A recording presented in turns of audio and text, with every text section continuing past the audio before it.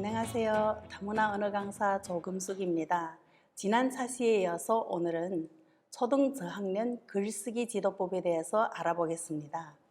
이번 차시 강의를 통해서 선생님들은 초등 저학년에서 완성해야 할 글쓰기 수준을 알아볼 수 있고 지도 방법에 대해서 이해할 수 있겠습니다. 외국어 교육에서 처음부터 글쓰기를 많이 강조하면 친구들이 어려움을 느껴서 재미를 잃을 수가 있습니다. 때문에 초등 저학년의 글쓰기는 먼저 재미있는 활동과 놀이로 발화를 완성한 이후에 지도하는 것이 좋겠습니다. 특히 중국어 병음의 지도법에서 초등 저학년에서는 완성해야 할 단계가 정확한 발화와 성조의 위치, 그리고 어디에 성조를 달아야 하는가, 성모, 운모의 구별, 이런 것에 대해서 확실한 목표를 세우고 진행하면 더 도움이 될 것이라고 생각을 합니다. 한어 병음에는 3개의 요소가 있다고 했죠. 먼저 성조에 대해서 말할 때 우리는 1성, 2성, 3성, 4성에 대해서 재미있는 표현으로 친구들에게 설명해 줄 수가 있죠. 예를 든다면 1성은 소름에서 시작해서 소름에서 끝나죠. 그러면 우리가 그릇에 찰랑찰랑 물을 담았을 때 그 물을 쏟치지 않고 쭉 갈 수 있다고 생각하면 그것을 일성이라고 생각하면 된다고 친구들에게 이야기해 줄 수가 있어요. 조심스럽게 높은 곳에서 쭉 방향을 변하지 않고 간다.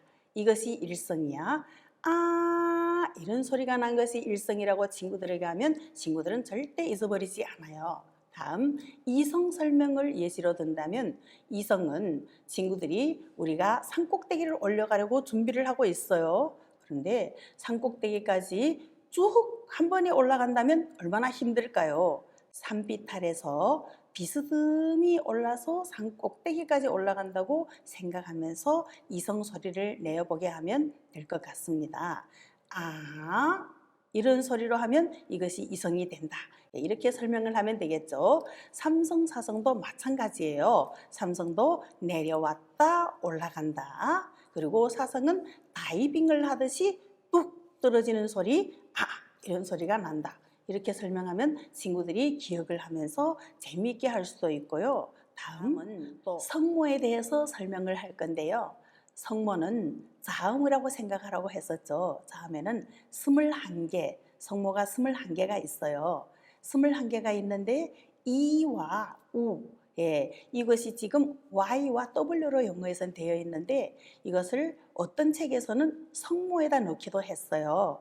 어떤 책에서는 성모도 아니고 운모도 아니다. 이렇게 설명을 했으면 아이들은 좀 헷갈릴 수가 있어요. 그래서 우리는 분명히 아이들에게 이와 우는 성모의 역할을 하지만 운모의 소리를 낸다. 이런 이야기를 해주면 친구들이 아, 얘는 성모도 운모도 될 수 있고 성모도 운모도 아닐 수도 있구나. 이렇게 이해를 할 수가 있겠습니다.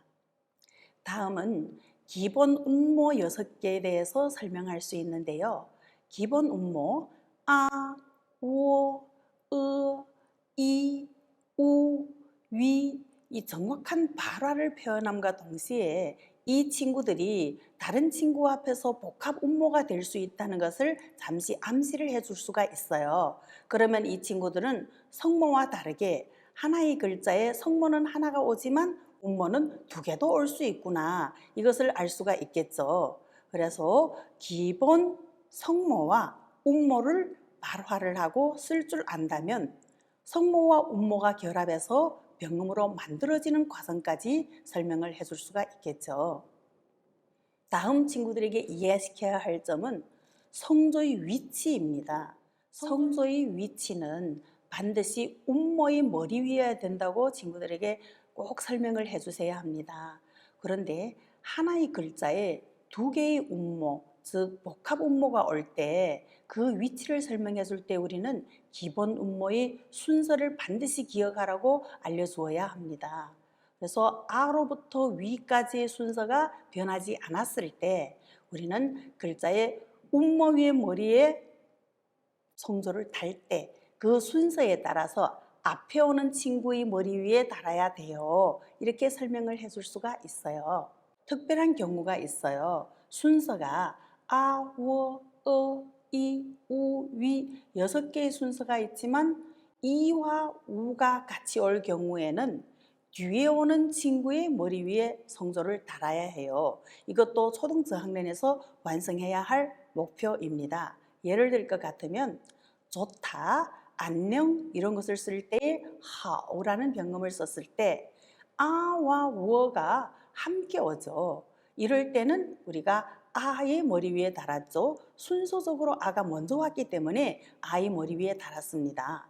다음 你叫什么名字 할 때 叫가 있어요. 이 叫 같은 경우도 아와 워가 함께 오지만 역시 아가 앞에 오기 때문에 우리는 아이 머리 위에 성조를 달았어요.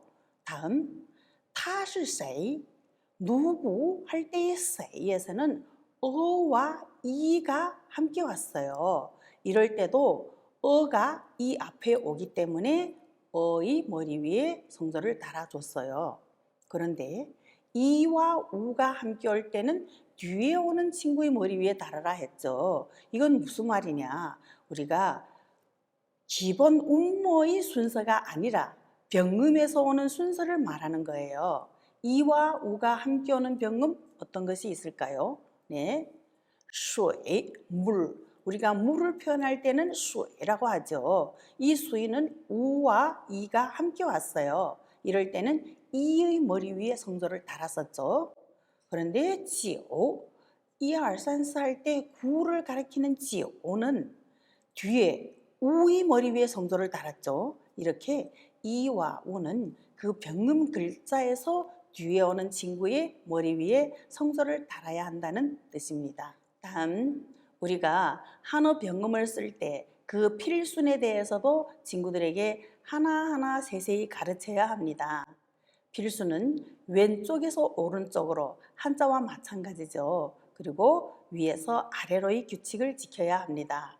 아를 써볼 때도 우리가 친구들과 함께 쓰면서 친구들에게 손을 들고 허공에다 크게 써보는 것으로서 그 순서를 기억하게 함이 아주 좋습니다.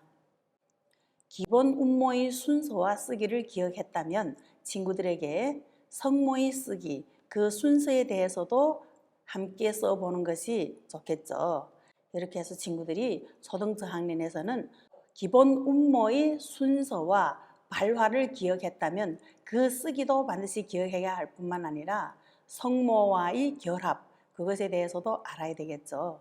성모와 음모의 쓰기를 마쳤다면 그 성모와 음모의 결합, 다음에 그것들이 쓰기와 발화에도 우리가 중점을 두어야 하겠죠. 초등저학년에서는 병금의 기본적인 배열, 그리고 쓰기, 성조의 위치, 이 세 가지만 기억하면 될 것 같습니다. 다음은 경성에 대해서 친구들에게 설명해 줄 수 있어요. 성조가 4개라고 했는데 경성이란 아이도 하나 있구나 이렇게 설명을 해주면서 친구들에게 살짝 한자에 대한 기띔도 해줄 수가 있죠. 경성이라고 하면 가벼울 경자, 다음 소리 성자야. 그러면 아주 간단하게 짧게 소리를 내라, 가볍게 소리를 내라 이런 뜻이라고 설명을 해주면서 예를 들 것 같으면 아빠, 빠바라고 하죠. 빠바 할 때 앞에 빠는 사성이고 뒤에 빠는 경성이야. 경성은 성조가 없는 아이이기 때문에 가볍게 소리만 내어주면 되는 거야. 자, 같이 함께 우리가 해보자. 빠바, 파마마, 빠바, 파마마. 친구들 마마 다 알죠? 그러면 파는 무서워한다, 두려워한다는 뜻이죠. 그래서 아빠는 엄마를 무서워해. 이런 뜻이 되겠죠. 그러면 친구들은 재밌게 기억할 수 있어요. 우리 아빠도 엄마를 무서워하는데? 네, 그래서 뒤에 글자는 경성이기 때문에 가볍게 소리를 내세요. 이렇게 설명을 해주면 친구들 경성이라는 아이도 성조가 이런 성조가 있구나 기억을 하겠죠. 다음 밑에 문장을 보면은 마마, 아이, 빠바. 마찬가지로 아이는 사랑하다. 엄마가 아빠를 사랑해요. 네, 친구들 그러면 마마, 아이, 빠바. 네, 집에 가서도 이 말을 그냥 외우고 다니는 친구들이 있어요. 네, 이렇게 하면은 경성에 대한 설명도 충분히 했다고 할 수 있겠죠.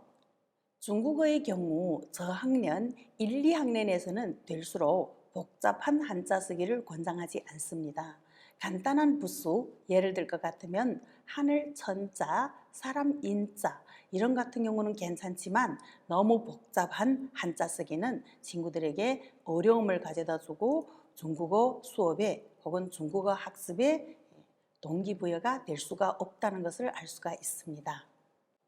다음, 어린이들에게 호기심과 흥미를 불러일으키고 정확한 발음으로 간단한 회화 구현이 목표인 만큼 대상에 따라서 수업의 질과 양을 조정할 수 있겠습니다.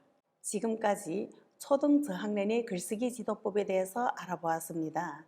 선생님들은 현장에서 많이 활용해 주셨으면 좋겠습니다. 다음 차시에서는 고학년 글쓰기 지도법에 대해서 알아보겠습니다. 감사합니다.